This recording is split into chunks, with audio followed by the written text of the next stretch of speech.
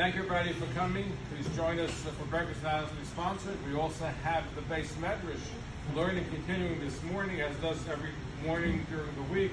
And this week's morning kollel and enhanced breakfast is sponsored by the Plevin family in memory of Betsy Plevin, the Brenner Bracha.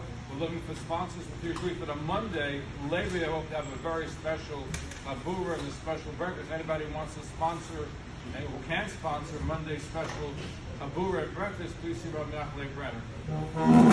The Torah talks about appointing judges. That's the beginning of the parsha. Shoftim, the shoftis, and you have to appoint judges, goes through different things. And then they give us two different mitzvahs. You're not allowed to plant an Asheira Tree. An Asheira Tree is an idolatrous tree, which looks like a regular tree, but it's an idolatrous tree. And then the Torah also talks about putting up a matzeva, a type of stone altar used in Canaanite practice. So the question is, and the Reish Lakish addresses, like, why are we talking about an Asheira Tree?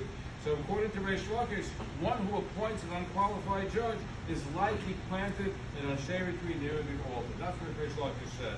The Rabbi, quoting a different comparison, says that an unqualified judge is like a matzeva. It's like this Canaanite stone altar.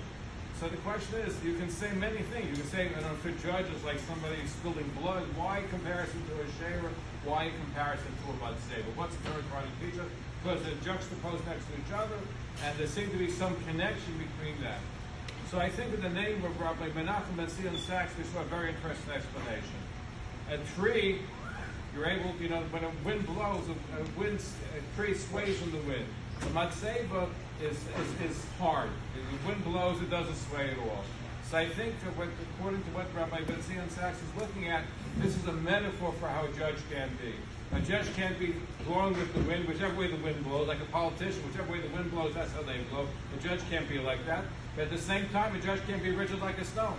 There has to be a happy balance between the two. The Torah teaches a lesson when it comes to judges.